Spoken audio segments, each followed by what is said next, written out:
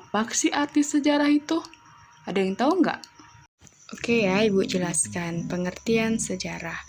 Pengertian sejarah secara etimologi yaitu dalam bahasa Arab, sejarah itu dikenal dengan syajarotun yang berarti pohon atau syajarah an-nasab yaitu pohon silsilah.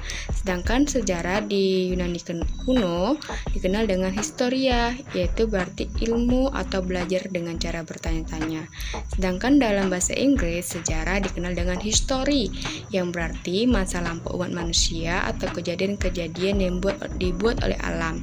Sedangkan dalam bahasa Belanda dikenal dengan geschiedenis yang berarti kejadian-kejadian yang telah dibuat oleh manusia. Sedangkan dalam bahasa Jerman sendiri, sejarah dikenal dengan Geschichte yang berarti sesuatu yang telah terjadi. Jadi ini ya gambaran kenapa sejarah itu dikenal juga dengan pohon. Ini maksudnya pohon silsilah. Bisa dilihat ya di gambar kalau kita lihat. Jadi menurut kalian apa pengertian sejarah? Kalau dari definisi KBBI tentang sejarah, sejarah itu artinya asal-usul keturunan atau silsilah, kejadian atau peristiwa yang benar-benar terjadi pada masa lampau. Yang ketiga artinya adalah pengetahuan atau uraian tentang kejadian peristiwa yang benar-benar terjadi pada masa lampau. Dan definisi sejarah itu juga banyak dicetuskan oleh beberapa tokoh. Salah satunya yaitu Herodotus, yaitu bapak sejarah dunia, mengatakan sejarah tidak berkembang atau bergerak ke depan dengan tujuan yang pasti, tetapi bergerak melingkar yang tinggi dan rendahnya lingkaran disebabkan oleh keadaan manusia sendiri.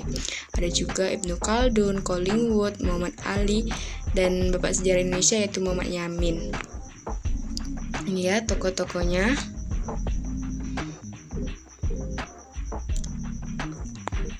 Jadi setelah kita tadi melihat definisi sejarah dari KBBI dan beberapa tokoh, kita bisa menyimpulkan bahwa arti sejarah itu adalah ilmu pengetahuan yang mempelajari berbagai peristiwa atau kejadian penting yang benar-benar terjadi dalam kehidupan manusia di masa lampau, dan peristiwa tersebut mempunyai makna penting dan berpengaruh untuk banyak orang pada masa kini dan masa yang akan datang. Jadi sejarah itu tidak belajar melulu tentang masa lalu ya, tapi tidak semua kejadian di masa lampau itu yang merupakan peristiwa sejarah. Ada ciri-ciri utamanya. Yang pertama, peristiwa itu harus unik, yaitu hanya terjadi satu kali. Dan yang kedua, harus penting dan besar pengaruhnya terhadap kehidupan banyak orang. Yang ketiga, peristiwa tersebut harus abadi, tidak berubah-ubah dan tetap dikenang sepanjang masa. Jadi hanya peristiwa-peristiwa itu yang bisa dimasukkan dalam peristiwa sejarah. Selanjutnya adalah konsep manusia, ruang, dan waktu dalam sejarah. Jadi manusia itu tidak terlepas dari peristiwa sejarah. Manusia itu adalah subjek dan objek dalam peristiwa sejarah. Objek adalah pelaku sejarah itu sendiri dan subjeknya adalah dia yang menulis peristiwa sejarah itu, dikenal dengan sejarawan. Ruang itu adalah di mana peristiwa sejarah itu terjadi. Dan sedangkan waktu adalah kapan peristiwa yang sejarah itu terjadi. Sampai sini paham ya? Berarti konsep manusia, ruang, dan waktu dalam sejarah. Manusia adalah objek dan subjek sejarah. Ruang adalah di mana peristiwa itu sejarah itu terjadi, dan waktu itu kapan peristiwa sejarah itu terjadi. Selanjutnya, kita akan bahas materi tentang konsep diakronik dan kronologi dalam sejarah. Apa itu diakronik?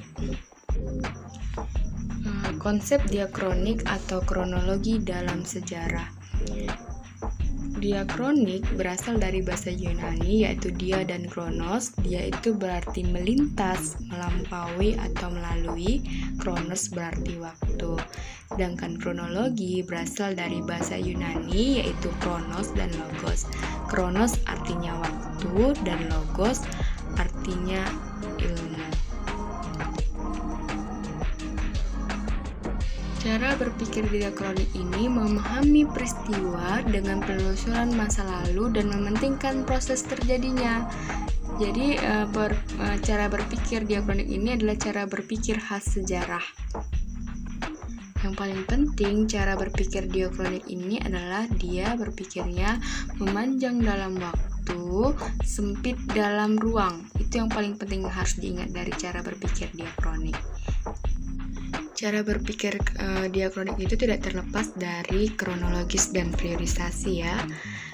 Kronologis itu adalah artinya urutan waktu dari sejumlah kejadian atau peristiwa.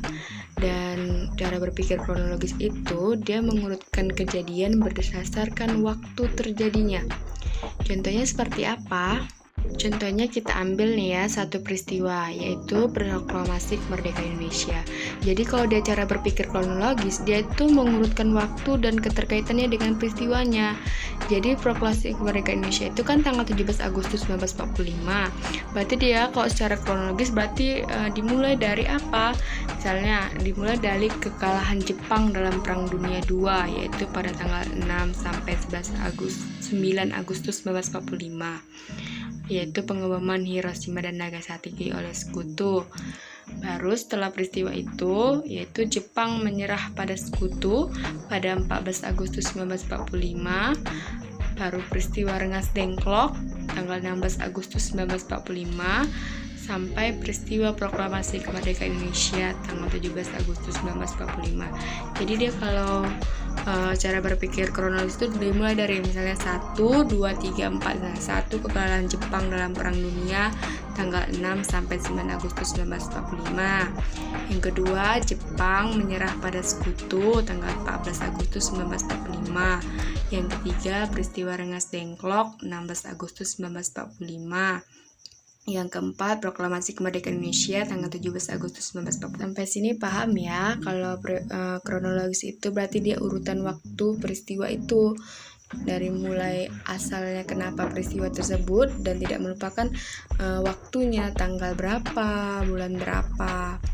Proses dan waktu itu tidak hilang dari cara berpikir kronologis. Selanjutnya, kalau periodisasi ini dikenal dengan pembagian waktu atau pembabakan waktu menurut zamannya. Contohnya seperti apa? Kita lihat ya. Ini ya, kita lihat contohnya, contoh kronologi dengan dibantu oleh periodisasi. Jadi masa prasejarah, masa Hindu-Buddha, masa Islam ini adalah contoh dari periodisasi. Contoh kronologinya itu dari penjelasannya nih, dimulai ketika manusia purba bermigrasi ke Nusantara sampai ketika Nusantara mulai mengenal tulisan, kira-kira tahun 400 sebelum Masehi.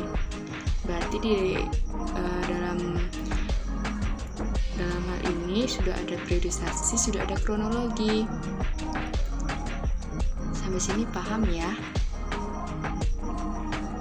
Dalam perjalanan sejarah Indonesia, periodisasi sejarah Indonesia itu dimulai dari masa prasejarah, masa Hindu-Buddha, masa Islam, kolonialisme Barat, masa pendudukan Jepang, masa revolusi atau lebih dikenal dengan masa kebangkitan nasional, dilanjutkan dengan masa Orde Lama, masa Orde Baru, dan yang terakhir masa reformasi. Sampai sini paham ya? Kita ulang, periodisasi sejarah Indonesia dimulai dari masa praaksara, atau masa prasejarah, dilanjutkan masa Hindu-Buddha, masa Islam, masa kolonial, masa revolusi atau kebangkitan nasional, masa Orde Lama, Orde Baru, dan masa reformasi. Selanjutnya kita belajar tentang cara berpikir sinkronik. Sinkronik sendiri berasal dari bahasa Yunani yang berarti sin artinya dengan dan kronos dengan artinya waktu. Berpikir sinkronik yaitu mempelajari peristiwa sejarah dengan segala aspeknya. Jadi dia tidak hanya patokannya terhadap waktu, tapi juga aspek-aspek yang menyebabkan peristiwa sejarah itu terjadi. Jadi dia juga mementingkan faktor-faktor penyebab peristiwa itu terjadi dengan menggunakan pendekatan ilmu sosial seperti ilmu politik, budaya, itu diperhatikan kalau dia berpikir secara sinkronik. Makanya yang perlu diingat dari cara berpikir secara sinkronik adalah dia berpikir meluas dalam ruang, terbatas dalam waktu.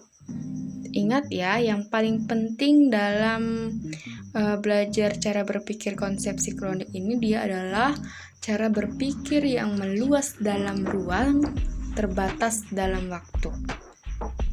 Atau luas dalam ruang, sempit dalam waktu. Untuk memperjelasnya gini, kalau dia misalnya cara berpikir dia kronik, dia misalnya kan tadi peristiwa proklamasi itu tanggal 17 Agustus 1945. Awal mula kejadiannya seperti apa gitu kan, mulai dari kekalahan Jepang dalam Perang Dunia II, yaitu pengeboman Hiroshima dan Nagasaki, dilanjutkan Jepang menyerah pada sekutu, peristiwa Rengas Dengklok, hingga akhirnya proklamasi kemerdekaan Indonesia. Kalau dia berpikir secara sinkronik, dia fokusnya menguraikan aspek-aspek penyebab pasca proklamasi ini, misalnya dari sosialnya seperti apa, politiknya, dampaknya seperti apa, seperti itu ya nak ya. Sampai situ paham ya? Lantas untuk apa ya kita berpikir secara diakronik atau kronologis dan sinkronik dalam belajar sejarah? Ada yang tahu? Ya, jika kita berpikir kronologis dalam belajar sejarah, maka sejarah akan memberikan kita gambaran yang utuh tentang peristiwa atau perjalanan sejarah dalam kehidupan sehari-hari. Berpikir diakronis atau kronologis sangat diperlukan untuk memecahkan masalah. Sedangkan jika kita berpikir sinkronik dalam belajar sejarah, maka kita akan lebih luas memahami gejala atau fenomena tertentu. Sampai sini paham ya? Selanjutnya yaitu kita bahas keterkaitan manusia hidup dalam perubahan dan keberlanjutan dalam sejarah. Jadi dalam ilmu sejarah mengenal adanya konsep perubahan.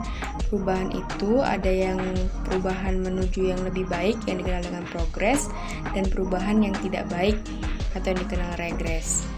Contohnya seperti apa?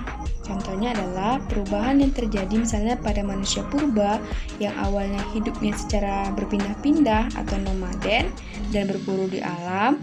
Namun setelah mengenal api, manusia mulai hidup secara menetap dan bercocok tanam di ladang. Jadi ada perubahan yang terjadi, ada yang menguntungkan, ada juga yang merugikan. Misalnya yang menguntungkan nih, penemuan teknologi canggih. Namun misalnya ada perubahan yang buruk atau yang tidak menguntungkan. Contohnya apa? Dengan kemajuan teknologi, industri, maka kita kurang memperhatikan alam. Kita asik membangun perumahan sehingga alam kita tebang, hutan kita tebang, akhirnya menyebabkan gempa bumi, longsor, dan bencana alam lainnya.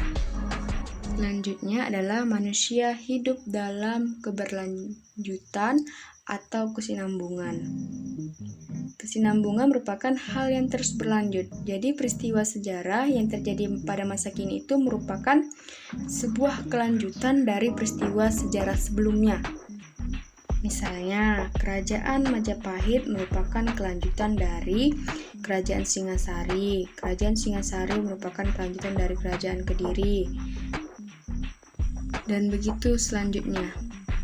Dengan demikian, berarti mempelajari sejarah bukan berarti mempelajari sesuatu yang terpencil pada masa lampau, melainkan mempelajari sesuatu yang terus berjalan dengan pijakan masa lampau, menarik garis dari masa sekarang ke masa yang akan datang.